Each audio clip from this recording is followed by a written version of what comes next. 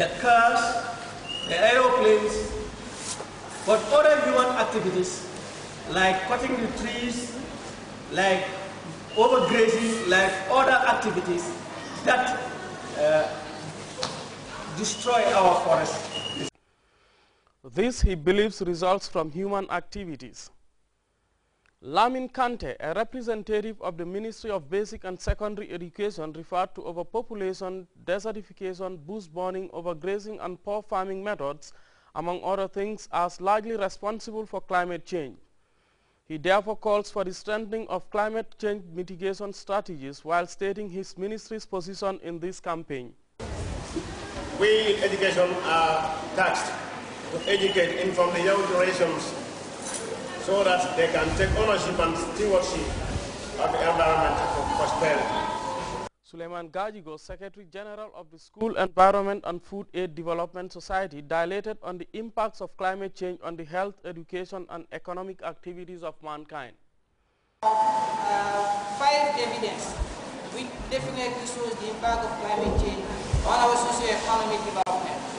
Binta Jang, the National Chair Lady of the School Green Committee, and Ibrahima Sedikan both called on their colleagues to take environmental issues seriously. This latest sensitization awareness on climate change for these young people is expected to generate positive results in the drive to find better solutions to the emerging problems associated with climate change. For GRTS News, I am Samuel Bah. The Disaster Governing Council has received a check for $100,000 from Trust Bank donated to the National Disaster Management Agency at the State House. As Mamaji reports, the Vice President also received 15 bags of rice from members of the Operation No Back Way to Europe for onward transmission to the Jame Foundation for Peace. The donation of $100,000 by Trust Bank Gambia Limited is in fulfillment of the financial institute's corporate social responsibilities. The General Manager, Trust Bank Gambia Limited, Oremi Jaina, lauded the efforts of the National Disaster Management Agency in managing disasters. I want to say it's a big note of interest from us that we have followed with keen interest the transformation from assisting relief disasters to preventing the disaster. And on that note, I don't want to say much, but we, as partners in development, we also want to be socially responsible to some of our partners in development.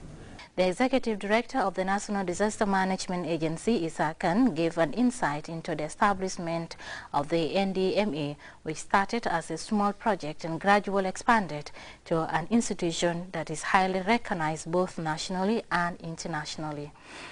The NDMA, according to its boss, is transitioning from managing crisis to managing risk. The emphasis is no longer on crisis management, but more importantly, the emphasis has shifted more towards disaster risk reduction.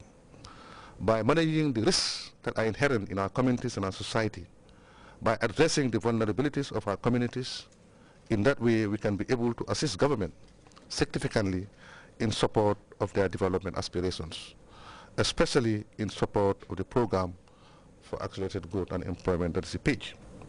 The Vice President and Minister of Women's Affairs, Dr. Aja Aissatou Saidi, thanked the Trust Bank Gambia Limited for the gesture.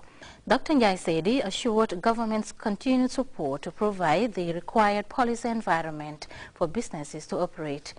The Vice President and Chairperson of the Disaster Governing Council argued that disasters are natural phenomena and therefore emphasized the need to prevent and manage them.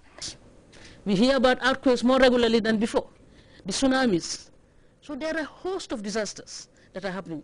In our own part of the world, as we are talking about even drought in some part of the world, in East Africa today, there is a crisis, talking about drought. In another part, in South Africa, there are floods. In our own part of the world, we are talking about the monsoons of West Africa are happening. And we are beginning to see flash floods in some areas already. So that shows that it's here with us, and we have to learn how to manage it. And that's talking about disaster prevention and management, because you have to manage a crisis. It's a crisis with us, and it affects development. It affects the economy, and we cannot afford really to have our economy go down, because disaster really brings down economies. because the people who are affected could be business people. In a separate but similar development, members of a youth body called Operation No Backway to Europe also donated 17 bags of rice to the Jammeh Foundation for Peace. Speaking at the presentation ceremony, the chairman of Operation No Backway to Europe, Babukar Jabi, harped on the steady progress made by his organization over the period. The organization, which was established in 2007, is now operating 5 farms in Genoa in the North Bank region, thanks to the call made by the president for Gambians to till the land. Mr. Jabi appealed to concerned authorities to assist them with farming implements and fertilizers. Dr. Adisach, board chairman of the Jammeh Foundation for Peace, commended members of Operation No Backway to Europe for the initiative and called on other youths to emulate them. Baimata Drame, a board member of the JFP, urged members of the Operation No Backway to Europe to be more dependent for the sustainability of the organization. Suleiman Saho is a representative of the Operation No Backway to Europe in the North Bank region. And you will all bear witness with me that NBR is the most affected region as far as Backway is concerned. Parents, mothers, wives, they have been mourning the death of their kids for decades, since the days of Sahara. Now, people in NBR say no more Backway. Is 4 months old in NBR when we started mobilizing youths, when we started sensitizing parents not to give fund to the young people to venture in this horrorous journey. Your Excellency, we did not stop only at sensitizing young people. We try to show them ways through which they can make a living. The Vice President and Minister of Women's Affairs, Dr. Aja Aissatou Saidi, observed that the number of young people embarking on this dangerous journey at high sea have reduced significantly thanks to the efforts of the youth organization Operation No Backway to Europe. Dr. Saidi reiterated government's commitment to the development of the youth, citing the numerous projects by government geared towards empowerment of young people. Mama J, GRTS. We'll be back with news from outside the Gambia after this break. Limba adasono ya tabake walang afisel la nying extreme sim card ila afisel extreme sim card sang sai ha dalstan Africell ya kele koteke isi sim card kuto sang dala sitanda ma walang Africell la nying extreme sim card odi mu yalonko dala stang ani lulu credit ko le bakono dala sitanjo ye tanni lulu soto isa soto no dula belto sim card kuto mu yalonko dala stang ani lulu credit ko le bakono ndong aka wafi dala stang damalla Africell damale sinyi nati no ali.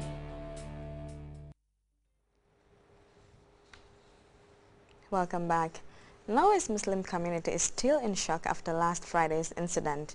The massacre of 76 people by a man who admits to committing the crime to save Europe from Muslim invasion is scaring Muslims in the country. For a nation that prides itself in being open and tolerant, the incident is beginning to raise doubts over the future of the Muslim community in Oslo. We turn to this report for more on that. Norway's Muslim community discovered with horror that a man admitted to killing 76 people on Friday, saying it was to save Europe from a Muslim invasion. On Monday, the presiding judge in the case recited 32-year-old Anders Behring Breivik's statements given to the court. The operation was not to kill as many people as possible, but to give a strong signal that as long as the Labour Party keeps its ideological line, deconstructing Norwegian culture and mass importing of Muslims, then they must assume responsibility for this treason.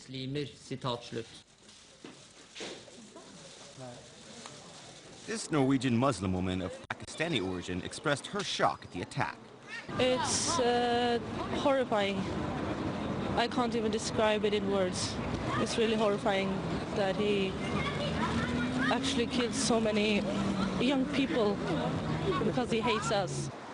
Today, there are currently 100,000 Muslims living in Norway, out of a total population of 5 million inhabitants. Norway prides itself on being an open and tolerant society. However, the far right's popularity is on the rise, and the Anti-Immigration Progress Party is now the second largest in parliament. But the Imam of the Islamic Cultural Center of Norway said Friday's attack did not reflect Norwegian society. I feel that There are some